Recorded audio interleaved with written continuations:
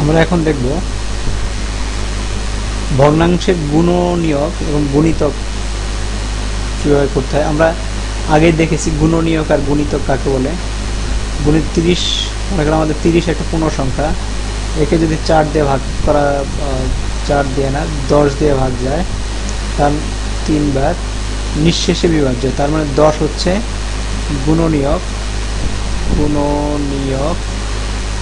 আর 30 হচ্ছে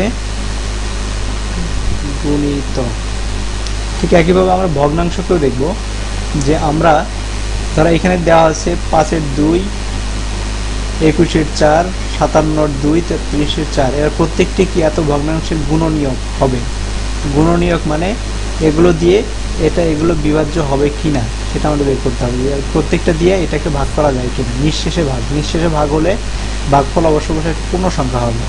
যেমন ধরো 4/3 ভাগ, যদি এটাতে ভাগ করি আমরা 2/15, তার মানে হচ্ছে 4/3 গুণন এখানে 15, এটা উল্টে যাবে, বিপরীত হয়ে যাবে, এটা 2, 3 দিয়ে এটা কাটতে পারি 5, তার মানে হচ্ছে 10। তাহলে এটা এই ভগ্নাংশটির গুণনীয়ক, তার মানে এটা দিয়ে এটাকে ভাগ নিঃশেষে বিভাজ্য। তাহলে আরেকটা দেখি, 4/3 ভাগ 4/21 সমান 4/3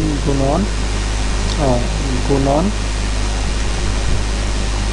21/4, 4-এ কেটে যাবে, 3-7-21, তার মানে হচ্ছে 7, নিঃশেষে বিভাজ্য, এটা দিয়ে নিঃশেষে বিভাজ্য। তারপরটা যদি দেখি 4/3 ভাগ 2/57, এটাকে লেখা যায় 4/3 গুণন 57/2, এটা 2 বার যায়, 3 দিয়ে যায়, বার 3-9-27, তার মানে হচ্ছে এটার গুণনীয়ক।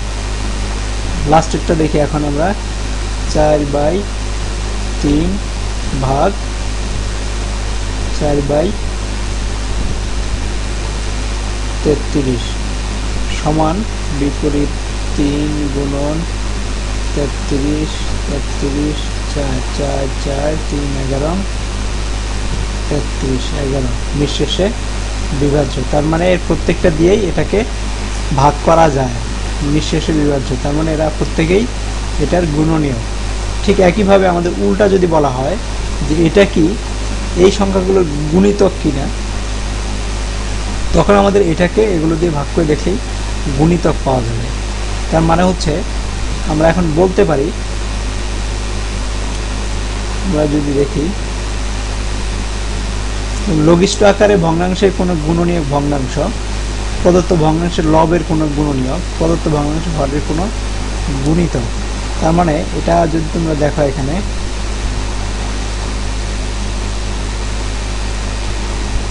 দেখো 2,